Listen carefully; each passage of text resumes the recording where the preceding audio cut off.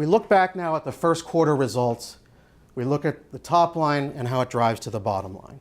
Operating revenues for the 10 carriers listed at the bottom of the slide, publicly traded, the ones we track most closely. Operating revenues rose 2.5% year over year for the first quarter.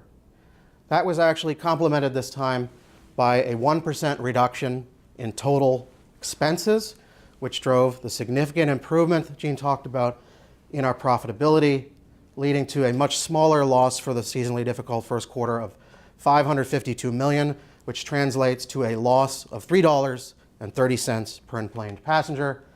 That drove margin improvement for the carriers, losing about a nickel for every dollar collected a year ago, relative to 1.5 pennies this time around in the first quarter of 13.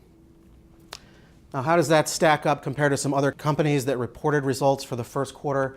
Our loss of 1.5 pennies per dollar in revenue generated. For Ford Motor Company, they made a nickel. They pocketed a nickel for every dollar of sales they'd made. Starbucks, just over a dime. And Apple, nearly a quarter in profit they kept in the bank to reinvest in their products for customers. Okay? That's all in the first quarter.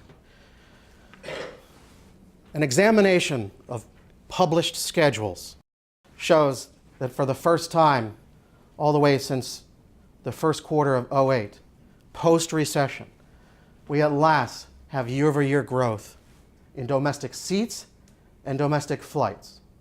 Okay? Again, a manifestation of improving economic conditions that drive our revenues, our costs, and our ability to achieve profits, and a sign of increasing demand by our customer base.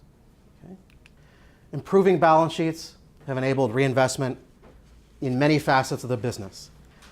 Capital expenditures for the airlines listed at the bottom were just shy of $10 billion in 2012. That is the highest level of capital spend by the carriers since 2001, which was just shy of the year 2000.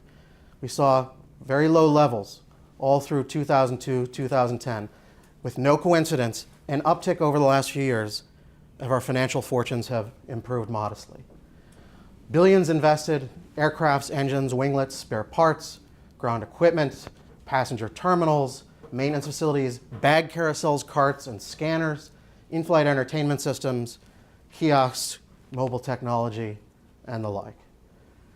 1,299 aircraft, including 197 wide-body aircraft on order through the end of 2022, just for A4A's 8 passenger member airlines.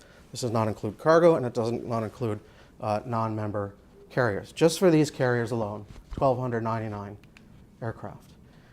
Now again, a little bit of a zoom in on the first quarter operational results released by the Department of Transportation.